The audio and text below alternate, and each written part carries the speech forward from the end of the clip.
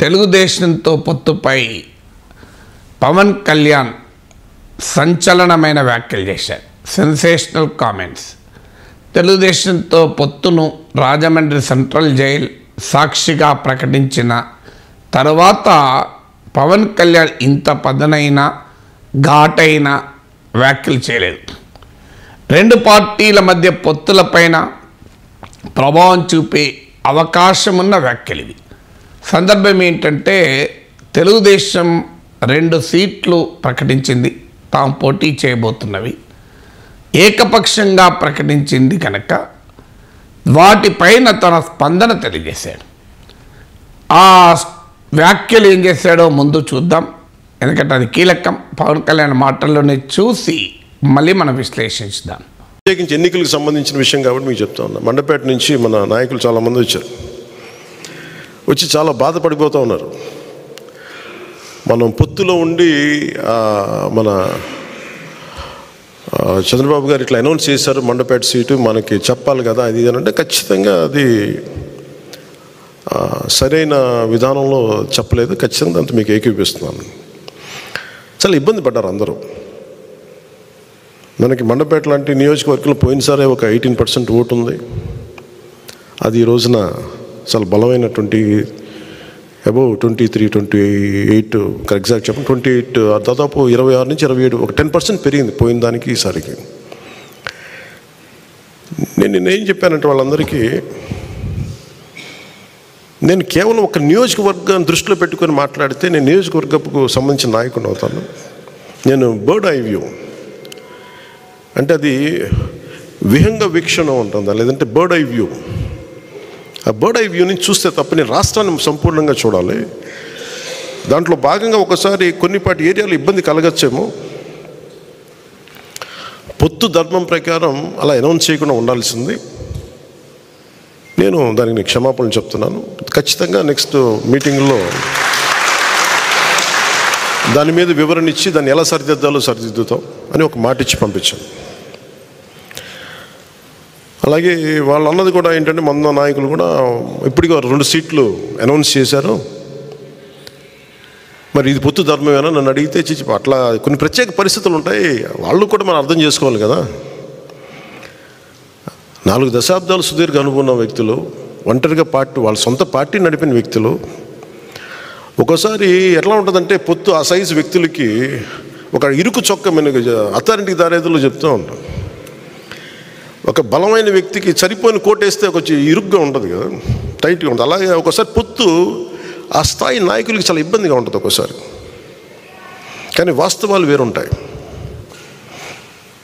క్షేత్రస్థాయి పరిస్థితులు వేరుగా ఉంటాయి. అందుకని ఒక్కోసారి అనుభవం వీటి ఒకసారి గబుక్కుని ఒక మాట అన్నిస్తుంది. లోకేష్ గారు ఆ రోజు మా నాన్నగారు ముఖ్యమంత్రి ఎన్ని అన్నా కానీ ఇవన్నీ నేను ఎందుకు దాన్ని పెద్ద మనసుతో వదిలేస్తానంటే ఒక పార్టీని 3 దశాబ్దాలు నడిపి 3 సార్లు ముఖ్యమంత్రులుగా ఉండి అలాంటి కుటుంబం నుంచి వచ్చిన వ్యక్తులు సహజంగా గబుక్కుని ఒక మాట వచ్చేస్తుంది. దాన్ని రాష్ట్ర ప్రయోజనాలను దృష్టిలో పెట్టుకొని జగన్ అనే వ్యక్తి ఇంకొకసారి వస్తే రాష్ట్రం అధోగతికి పాలవుతుంది అన్న ఒక్క ఆలోచన నన్ను చాలాసార్లు రెస్పాండ్ కానివ్వకుండా చేస్తుంది. వాళ్ళు అలా మాట్లాడారు కదా, మీరు ఇలా మాట్లాడచ్చు కదా అంటే అదే కదా తేడా అని చెప్తాను నేను. పవన్ కళ్యాణ్ వ్యాఖ్యలు చూస్తే చాలా క్లియర్గా అర్థమవుతుంది. టీడీపీ ఏకపక్షంగా 2 సీట్లను ప్రకటించడం పొత్తు ధర్మానికి విరుద్ధము, అలా చేసి ఉండాల్సింది కాదు. చంద్రబాబు నాయుడు అలా ప్రకటించడం తప్పే అంటూ గౌరవంగానే పవన్ కళ్యాణ్ సూటిగానే చెప్పాడు. గౌరవానికి గౌరవమే, సూటిగానే అని. సో టీడీపీకి చెప్పాల్సిన రీతిలోనే చెప్పాడు. అదే సమయంలో అది ప్రత్యర్థులైన వైఎస్ఆర్ కాంగ్రెస్కు లాభం కాకుండా కూడా జాగ్రత్త పడ్డాడు. పవన్ కళ్యాణ్ చాలా పొలిటికల్గా బ్యాలెన్స్డ్గా ఈ వ్యాఖ్య చేశాడు. అంటే జనసేన కార్యకర్తలకు నిరుత్సాహం కాకూడదు, తెలుగుదేశానికి సరైన సందేశం పోవాలి, వైఎస్ఆర్ కాంగ్రెస్కు ఆయుధము కాకూడదు. ఈ మూడింటిని బ్యాలెన్స్ చేశారు. సో జనసేన కార్యకర్తలకు నిరుత్సాహం కాకూడదు కనుక పొత్తులు ఉండి కూడా తెలుగుదేశం పార్టీ 2 సీట్లను ప్రకటించడాన్ని తాను అంగీకరించను. తర్వాత జరిగే మీటింగ్లో ఆ విషయం గురించి చర్చిస్తాం. ఇలా జరగకుండా జాగ్రత్త పడతాం. పొత్తు ధర్మానికి ఇది విరుద్ధము అంటూ జనసేన కార్యకర్తలు నిరుత్సాహపడకుండా ఉండేందుకు సూటిగా స్పష్టంగా చెప్పాడు. మండపేట ఉదాహరణ కూడా చెప్పాడు.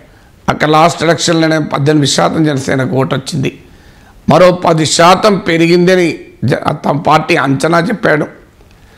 అదే సమయంలో ఈ ప్రకటన చేసిన తెలుగుదేశానికి కూడా 2 సీట్లు పోటీ చేస్తామని ప్రకటన చేశారు కనుక టిట్ ఫర్ టాట్ అందామా, తెలుగుదేశానికి మెసేజ్ ఇవ్వదలుచుకున్నాడా, లేదా వైసీపీ తమ జన సైనికులను రెచ్చగొట్టే ప్రమాదం ఉంది కనుక జాగ్రత్త పడ్డాడో తెలియదు. కానీ తెలుగుదేశం 2 సీట్లను అనౌన్స్ చేశారు కనుక తాను కూడా 2 సీట్లను అనౌన్స్ చేస్తున్నానని కూడా ప్రకటించారు. ఈ బయటలో లేదు కానీ వాస్తవంగా అదే మీటింగ్లో ప్రకటించాడు కూడా.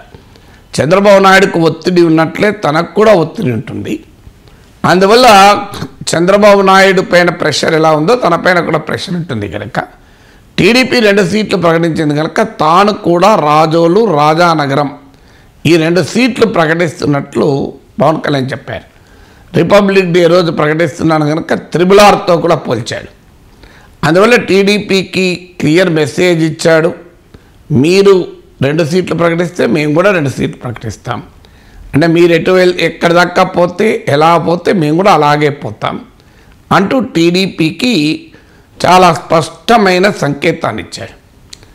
అది టీడీపీకి హెచ్చరిక అనుకుందామా, లేదా వెంటనే వైసీపీ రంగంలోకి దూకి జనసేనకు విలువ ఇవ్వడం లేదు, పవన్ కళ్యాణ్కు చంద్రబాబు నాయుడు విలువ ఇవ్వడం లేదు, పవన్ కళ్యాణ్ ప్యాకేజ్ తీసుకొని టీడీపీ అవమానించిన పడి ఉంటాడు అనే ప్రమాదం కూడా ఉంది కనుక జాగ్రత్త పడ్డాడో తెలియదు. కానీ బట్ ఏదైనా స్పష్టంగా టీడీపీ 2 సీట్లు ప్రకటిస్తే తాను 2 సీట్లు ప్రకటించాడు. చంద్రబాబు నాయుడు పైన ఒత్తిడి ఉన్నట్లే తనపై కూడా ఒత్తిడి ఉంది అని సమర్థించాడు కూడా. ఇక అలాగే వైసీపీకి కూడా అవకాశం ఇవ్వలేదు.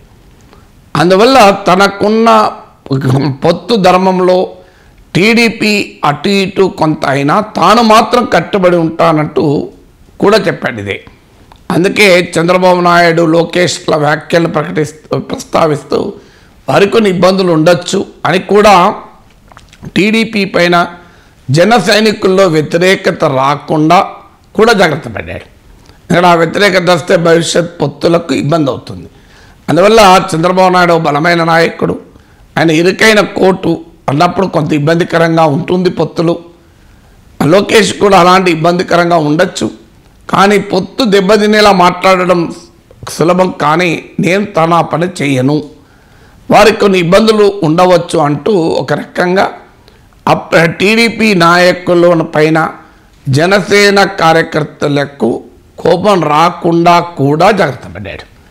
ఇక అదే సమయంలో దీన్ని అదనుగా చేసుకొని పొత్తు వికటించింది అని ఎవరు కంక్లూజన్ తీయకుండా ఆ బయటలో లేదు కానీ చివరిన జనసేన తెలుగుదేశం పొత్తు ఉంటుంది అని గట్టిగానే చెప్పాడు. వైసీపీకి అవకాశం ఇవ్వకుండా ఎట్టి విపత్కర పరిస్థితుల్లోనైనా 2024లో జగన్ అనే అతను ఉండకూడదు, ఇందుకొరకు తాను ఒక్కొక్క కాన్స్టిట్యున్సీని దృష్టిలో పెట్టుకొని మాట్లాడను, ఓ విహంగ వీక్షణ బర్డ్స్ ఐ వ్యూ దృష్టిలో పెట్టుకొని రాష్ట్రంలో ఇచ్చిపుచ్చుకునే ధోరణిలో తాను మాత్రం వ్యవహరిస్తాను. ఒకసారి బలమైన సీటు వదిలేయచ్చు, ఇంకో సీటు రావచ్చు. అందువల్ల నియోజకవర్గ స్థాయి నేతలకు తమ నియోజకవర్గమే ప్రధానం, కానీ తనకు రాష్ట్రమంతా ప్రధానం కనుక కొన్ని అడ్జస్ట్మెంట్లు తప్పవు అని పొత్తుల్లో రేపు వచ్చే ఇబ్బందుల్ని కూడా దృష్టిలో పెట్టుకోమని జన సైనికులు కూడా చెప్పారు.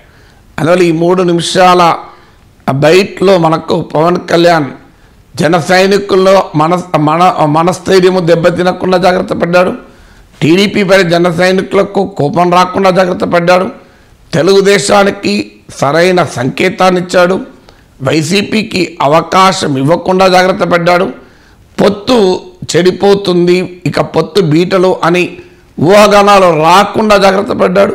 ఒకవేళ ఏమైనా జరిగితే తన తప్పు ఉండదు, తెలుగుదేశం పార్టీ ఏకపక్షంగా ఉండడం వల్లనే అవుతుంది, తాను మాత్రం పొత్తు కట్టుబడి ఉంటాను అని కూడా పరోక్షంగా సంకేతాన్ని ఇచ్చాడు.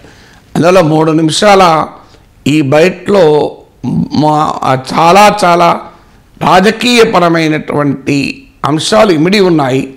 అందువల్ల పవన్ కళ్యాణ్ చాలా సూటిగా చెప్పాడు, స్పష్టంగా కూడా చెప్పాడు.